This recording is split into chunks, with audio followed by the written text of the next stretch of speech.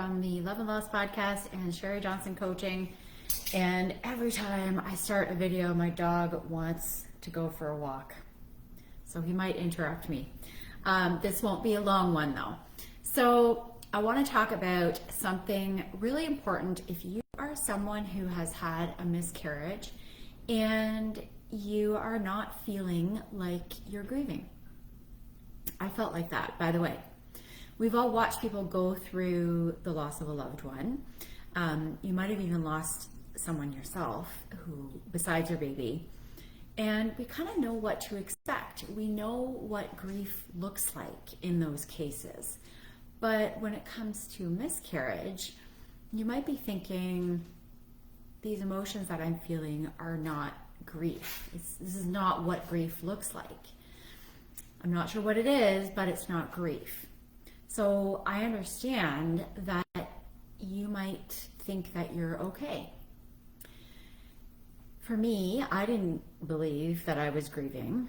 I told myself that I must be okay since I wasn't feeling all that deep sadness that I had felt before when I lost my two best friends as a kid, when my brother-in-law passed away 9 years ago now. When I lost my grandparents, I didn't feel that same sense of loss or that same deep sadness when I had my miscarriages.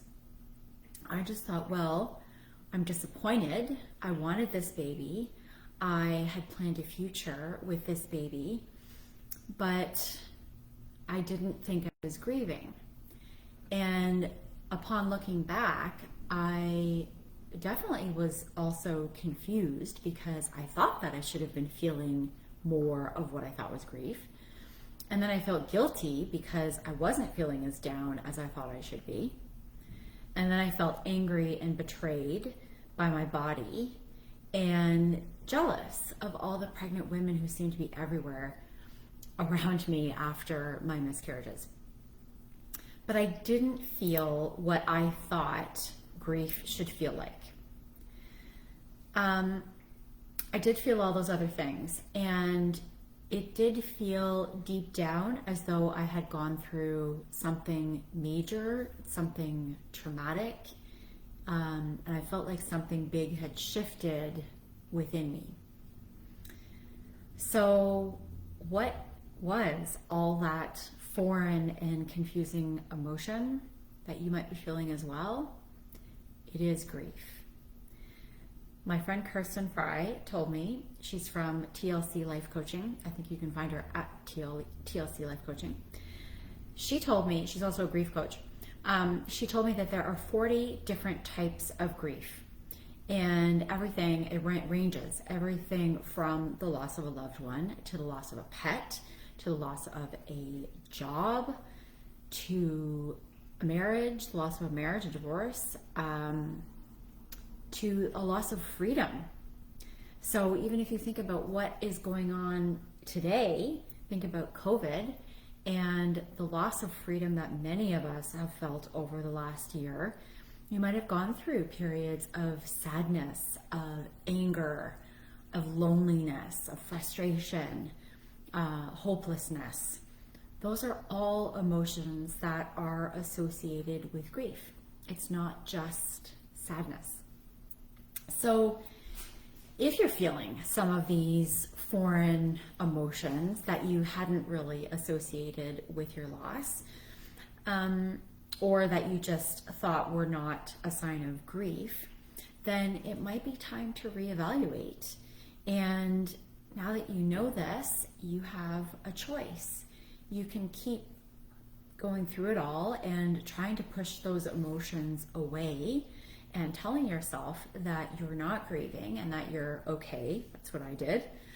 And some of you might just think, I'm just going to get pregnant again, and when I do, everything's going to be okay.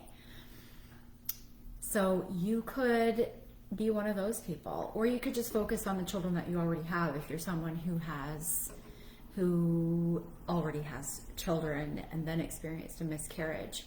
So what you're doing is avoiding your emotions and focusing on the next thing, or avoiding your emotions and keeping busy or pretending that those are not part of a grief process. Or the alternative is to begin to take some action towards your healing so that you can release those emotions and so that those emotions don't keep cropping up, because they will even after you get pregnant. If you don't take care of those emotions, then your next pregnancy is going to feel anxious and worrisome. And if you don't get pregnant right away, you're going to be triggered by all those women who have, all those pregnant women who are everywhere after a miscarriage. Or you're going to subconsciously hold yourself back from feeling truly joyful when you're with your own children, because those other emotions are going to be there whether you like it or not. So you can begin to take some action, or you can choose not to. It's totally up to you. But if you'd like to go with the latter, there are a couple of ways that I can support you. I have a free Facebook group, a free Facebook community called Miscarriage, Love and Loss. And that is where we talk about all of the emotions that are associated with grief and how to go from grief right through to joy. Or you can download my free PDF roadmap, which is called Roadmap to Navigate Grief After a Miscarriage. That is free, and there's a link to that below this video. Or actually, sorry, it's in the description for the video. You can find it there. I'll leave it at that for today. Just a really quick few thoughts on those emotions if you are feeling like you're okay after a miscarriage, and maybe deep down you're not as okay as you think. So I will be back next week, and I hope you have a good weekend. Bye for now.